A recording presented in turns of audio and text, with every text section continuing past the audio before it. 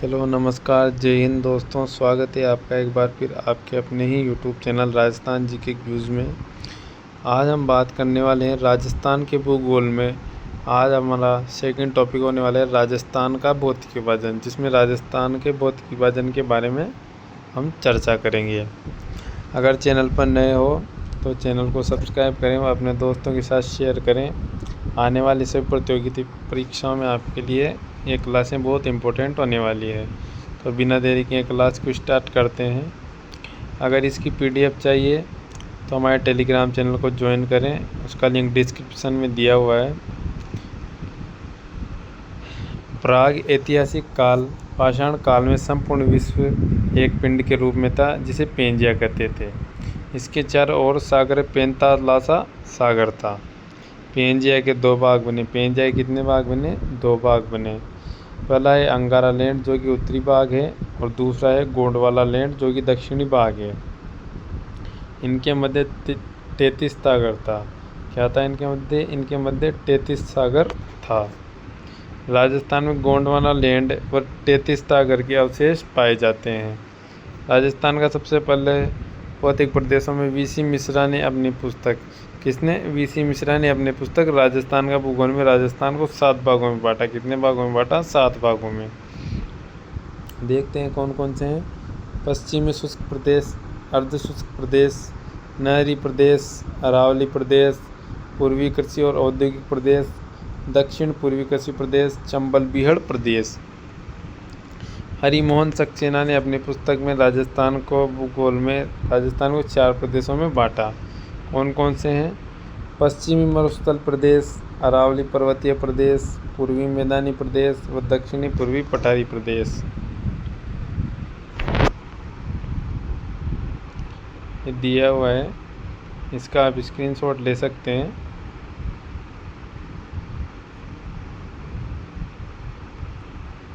इसके बाद हम बात करेंगे पहला पश्चिमी मरुस्थलीय प्रदेश के बारे में हम बात करेंगे। 7000 वर्ष पूर्व प्लीस्टोइसिन हिमयुग राजस्थान में वनों की उपस्थिति थी, लेकिन अब थार का मरुस्थल है। थार मरुस्थल का सर्वाधिक विस्तार भारत में है। थार मरुस्थल का सर्वाधिक विकास कहाँ है? भारत में है। यह भारत के पंजाब, हरियाणा, राजस्थान, गुजरात में फैला हुआ है। संपूर्ण थार मरुस्थल का 62% अकेले राजस्थान में। संपूर्ण थार मरुस्थल का 62% अकेले राजस्थान में, यानी सबसे अधिक राजस्थान में है।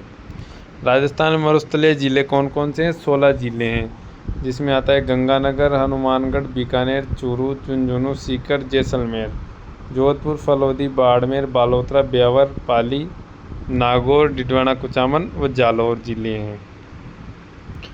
अरावली के पश्चिम में स्थित जिले कितने हैं? अरावली के पश्चिम में स्थित जिले 17 हैं। सिरोही अरावली के पश्चिम में है, लेकिन मरुस्थलीय नहीं है। मरुस्थल का विस्तार लगातार पश्चिम से पूर्व की ओर हो रहा है। राजस्थान में 61.11%।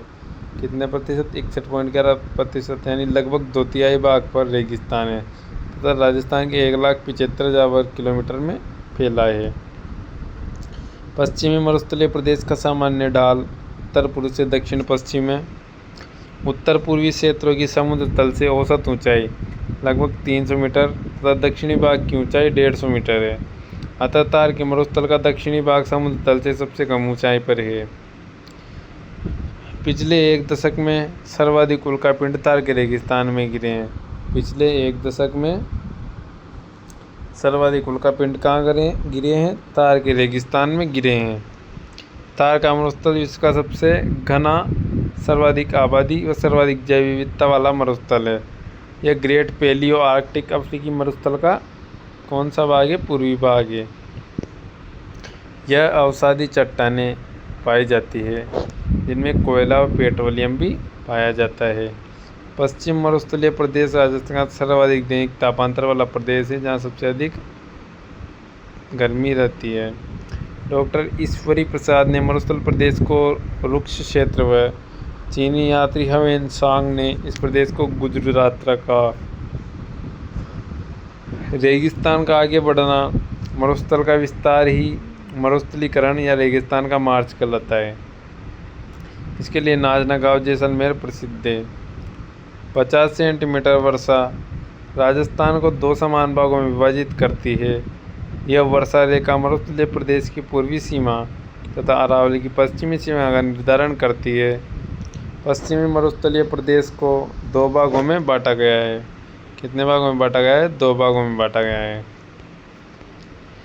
पहला है शुष्क मरुस्थलीय प्रदेश और दूसरा है अर्ध शुष्क मरुस्थलीय प्रदेश। शुष्क मरुस्थलीय प्रदेश जिले कौन कौन से हैं इसमें? बीकानेर, जैसलमेर, फलौदी, बाड़मेर और बालोतरा। वर्षा यहाँ होते 0 से 25 सेंटीमीटर के लगभग होती है। सम जैसलमेर वनस्पति रहित न्यूनतम वर्षा वाला स्थान है। लाठी सीरीज जैसलमेर में पोखरण से मोहनगढ़ तक 80 किलोमीटर लंबी पृथ्वी के अंदर बहती मीठे पानी की जलधारा है।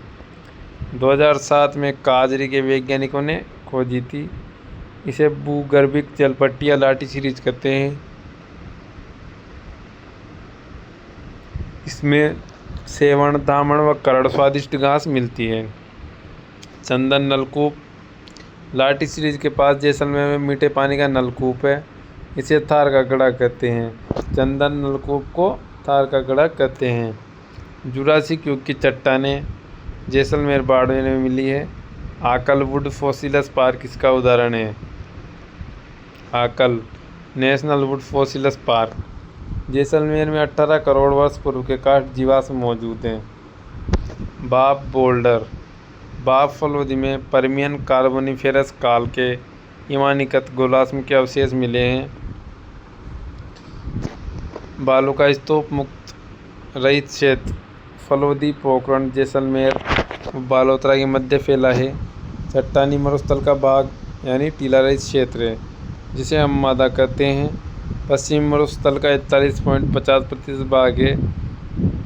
बालू का स्तूप युक्त क्षेत्र पश्चिमी मरुस्थल का 58.50% भाग है।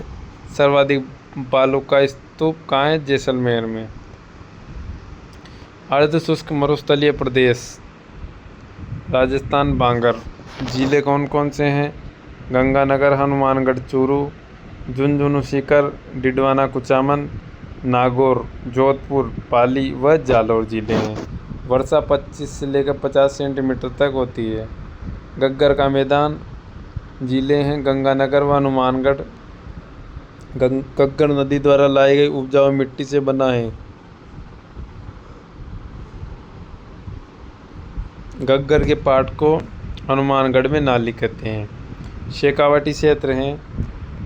जिले कौन कौन से हैं? चूरू, सीकर व झुंझुनू। इस क्षेत्र में ज़मीन के नीचे चूने की परतें पाई जाती है। वर्षा का जल चूने की परतों में बहता है, इसलिए इसे आंतरिक जल प्रवाही क्षेत्र कहते हैं। चूने की परत के कारण ही यहाँ अधिक गर्मी व अधिक सर्दी पड़ती है। यहाँ प्राचीन काल में नदियों द्वारा लाई गई मिट्टी जो अब अनुपजाऊ हो गई है। अनुपजाऊ मिट्टी का मैदान बांगर कहलाता है, इसलिए शेखावाटी क्षेत्र को बांगर प्रदेश कहते हैं। नदियों द्वारा लाई गई उपजाऊ मिट्टी क्या कहलाती है? खादर कहलाती है। शेखावाटी में घास के मैदान पशु चारागाह को बीड़ कहते हैं। शेखावाटी क्षेत्र की प्रमुख नदी कौन सी है? कांतली है। कांतली नदी का प्रवाह क्षेत्र तोरावटी कहलाता है और यहाँ की पहाड़ियाँ तोरावटी की पहाड़ियाँ कहलाती है। शेखावाटी में वर्षा जल संग्रहण के लिए बनाए गए कच्चे कुएं को जोड़ कहते हैं। नागौरी उच्च भूमि शेखावाटी प्रदेश व लूणी बेसिन के मध्य नागौर, डिडवाना, कुचामन की भूमि जो ऊंची उठी हुई है। औसत ऊंचाई 300 से लेकर 500 मीटर तक है। इस क्षेत्र में सर्वाधिक खारे पानी की झीलें सांबर, डिडवाना, कुचामन हैं। नागौर व अजमेर के जल में फ्लोराइड होने के कारण फ्लोरोसिस रोग हो जाता है, जिसमें दांत पीले होना, पीठ झुक जाना, व्यक्तियों को कुबड़ निकलने की समस्या होती है। इसलिए इसे कुबड़ पट्टी, बांका पट्टी, हाथ बेल्ट कहा जाता है। जायल से पुष्कर तक का क्षेत्र सर्वाधिक प्रभावित है। गोडवाड़ प्रदेश, लूणी बेसिन, पाली, बिलाड़ा, जोधपुर, जालौर जिले में विस्तृत है। लूणी में उसकी सहायक नदियों द्वारा निर्मित मैदान है। इसे लूणी बेसिन, लूणी जमाई बेसिन कहते हैं। 56 की पहाड़ियाँ मोकलसर गांव बालोतरा से सिवाना तक 11 किलोमीटर लंबी 56 पहाड़ियों का समूह है। इसमें ग्रेनाइट पाया जाता है। नाकोड़ा पर्वत बालोतरा पर जैन धर्म का पार्श्वनाथ मंदिर बना है, जिसे नाकोड़ा भैरव कहते हैं। 56 की पहाड़ियों में पीपलदू बालोतरा में हल्देश्वर महादेव मंदिर है। पीपलदू बालोतरा को रेगिस्तान का माउंट आबू या राजस्थान का लगा माउंट आबू कहते हैं। किसे कहते हैं? पीपलदू बालोतरा को रेगिस्तान का माउंट आबू या राजस्थान का लघु माउंट आबू कहते हैं। सेंदड़ा ब्यावर में सर्पाकार चट्टानें मौजूद है। मालानी आग्नेय शैल समूह मुख्यतः सिवाना, बालोतरा व जालौन में ग्रेनाइट तथा ज्वालामुखी रायोलाइट चट्टानों का निर्माण करते हैं। ये पहाड़ियाँ गुंबदाकार या इंसेल वर्ग रेगिस्तानी क्षेत्रों में ढालनुमा पाई जाने वाली कड़ी चट्टानों के रूप में पाई जाती है। इन सेलों के आधार पर जालौर सांचौर में ग्रेनाइट उद्योग को पनपा है। आबू पर्वत भी मुख्यतः ग्रेनाइट से बना है। बालू का स्तूप रेत के टीले हैं, जिन्हें दोरे भी कहते हैं।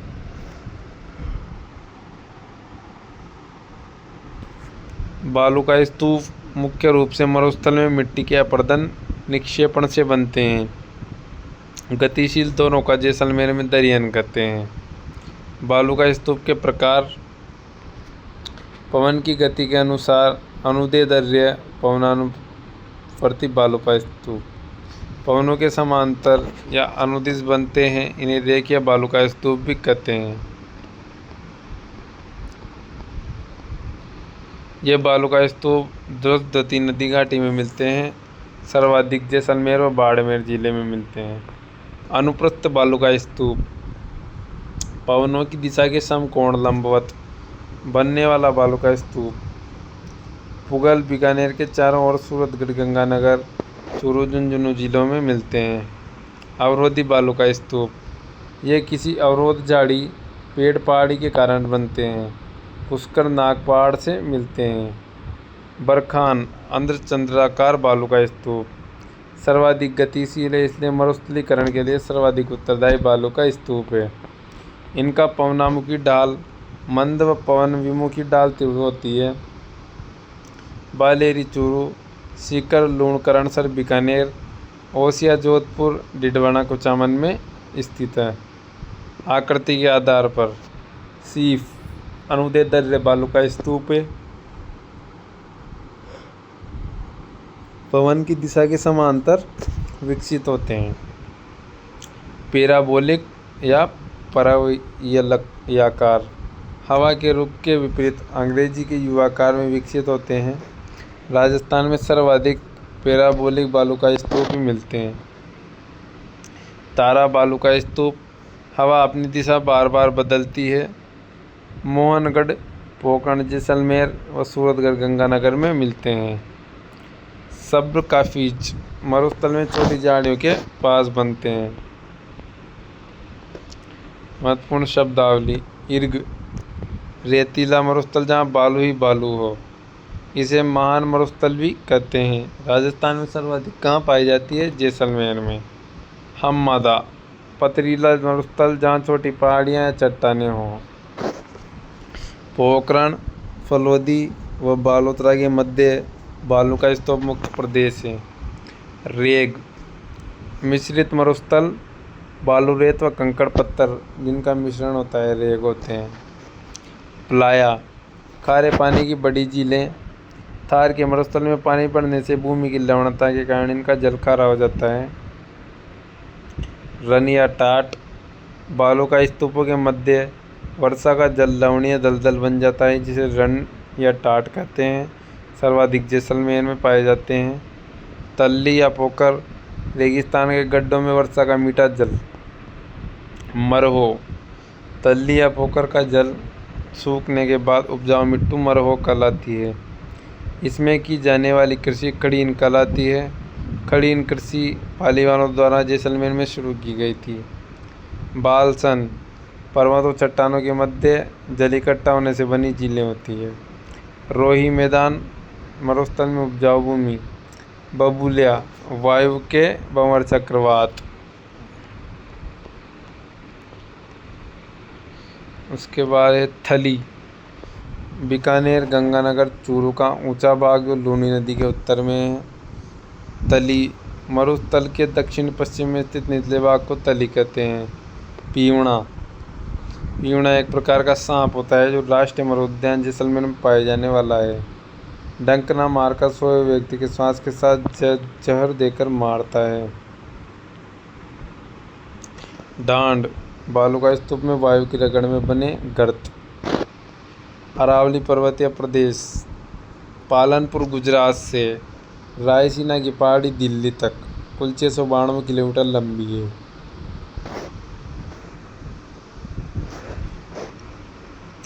राजस्थान में विस्तार है।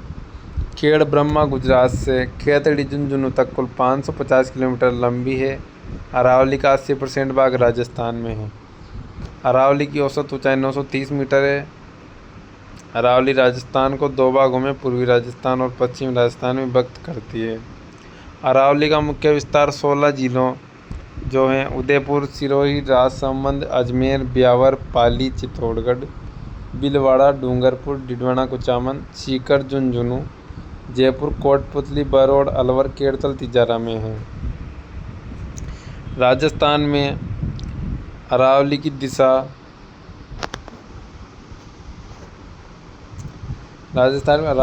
दक्षिण पश्चिम से उत्तर पूर्व की ओर है, लेकिन इसकी चौड़ाई उत्तर पूर्व से दक्षिण पश्चिम की ओर बढ़ती है। अरावली का सर्वाधिक विस्तार कहाँ है? अरावली का सर्वाधिक विस्तार उदयपुर में है। अरावली का न्यूनतम विस्तार अजमेर में है। अरावली का सबसे ऊंचा पॉइंट गुरु शिखर सिरोही व निम्नतम पॉइंट पुष्कर घाटी अजमेर है। अरावली का मध्य भाग कौन सा है? अरावली का मध्य भाग अजमेर है।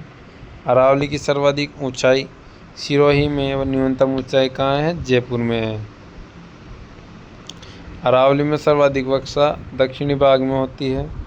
अरावली के उपनाम देखते हैं। विष्णु पुराण में परिपत्र, भौगोलिक भाषा में मेरू, उदयपुर में आडावटा, बूंदी में आडावली, भारत का अपलेशियन।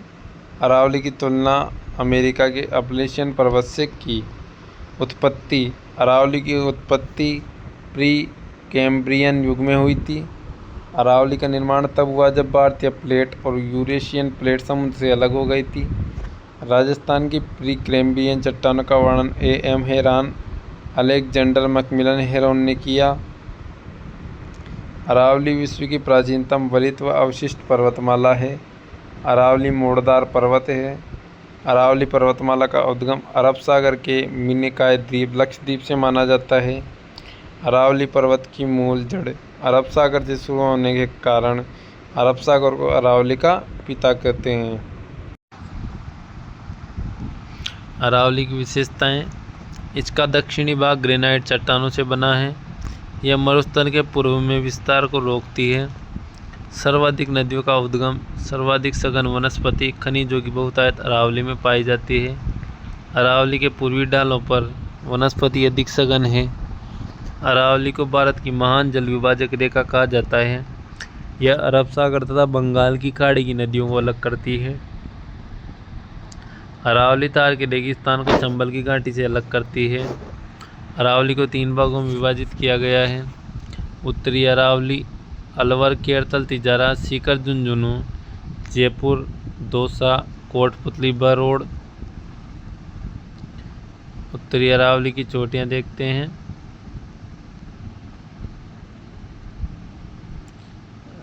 रघुनाथगढ़, मालखेत, लोहागढ़। आप इनका स्क्रीनशॉट ले सकते हैं।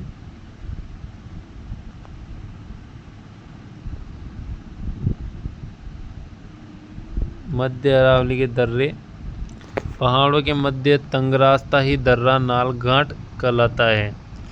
बरदर्रा ब्यावर, ब्यावर को बर से जोड़ता है। पकेरिया दर्रा ब्यावर, ब्यावर से मसूदा मार्ग। शिवपुरा घाट ब्यावर, सूरा घाट दर्रा ब्यावर। गोरम घाट दर्रा राजसमंद, कामली घाट दर्रा राजसमंद। उत्तरी मध्यवर्ती अरावली में सर्वाधिक अंतराल विद्यमान है। दक्षिणी अरावली देवगढ़, राजसमंद, उदयपुर, सिरोही तक विस्तार है। इसका भी स्क्रीनशॉट ले सकते हैं। अरावली की सबसे ऊंची चोटी गुरु शिखर माउंट आबू सिरोही में है। कर्नल टोड ने गुरु शिखर को संतों का शिखर या हिंदू ओलंपस कहा। गुरु शिखर का नाम दत्तात्रेय ऋषि के नाम पर ही गुरु शिखर पड़ा। इसकी ऊंचाई 1722 मीटर है, लेकिन इस पर दत्तात्रेय ऋषि का 5 मीटर ऊंचा मंदिर बना है। दक्षिणी अरावली के नाल व दर्रे फुलवारी की नाल उदयपुर में स्थित है। ये राजस्थान की सबसे बड़ी नाल है। केवड़ा की नाल उदयपुर में स्थित है। देबारी दर्रा भी उदयपुर में स्थित है। हाथी दर्रा उदयपुर में है। यह पिंडवाड़ा सिरोही से उदयपुर की ओर जाने वाले के मार्ग पर स्थित है। हाथी गुड्डा की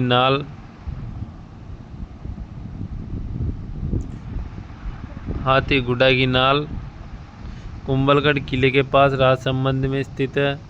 यह पाली को राजसमंद से जोड़ता है। सोमेश्वर की नाल पाली में स्थित है। देसूरी की नाल भी पाली में स्थित है। प्रमुख पहाड़ियाँ गिरवा उदयपुर के चारों ओर तस्तरी नुमा पहाड़ियाँ, बाकर सिरोही की तीव्र ढाल वाली पहाड़ियाँ, देश हरो उदयपुर में जरगा और रागा की पहाड़ियों जो वर्ष भर हरी भरी रहती है। मेवल डूंगरपुर बांसवाड़ा के मध्य का पहाड़ी भाग। मेरवाड़ा पहाड़ियाँ ब्यावर अजमेर की पहाड़ियाँ। ये पहाड़ियाँ मेवाड़ को मारवाड़ से अलग करती हैं। दोसी पहाड़ी झुंझुनू में स्थित है, 740 मीटर। अर्श की पहाड़ी सीकर 820 मीटर में है। इस पर अर्शनाथ मंदिर बना है। उदयनाथ पर्वत अलवर में स्थित है। मालानी पहाड़ी बाड़मेर जालौर में स्थित है। आडावल पर्वत बूंदी में स्थित है। मोड़ा पहाड़ झुंझुनू। मगरा अरावली से अलग अपशिष्ट पहाड़ियाँ। पूर्वी मैदानी प्रदेश जिले अलवर, कोटपुतली बरोड़, खेड़तल तिजारा, डीग भरतपुर, जयपुर धौलपुर, करौली, सवाई माधोपुर, भीलवाड़ा, चित्तौड़गढ़, डूंगरपुर बांसवाड़ा और प्रतापगढ़ हैं। पूर्वी मैदानी भाग चंबल, बनास, बाणगंगा, माही नदियों द्वारा लाई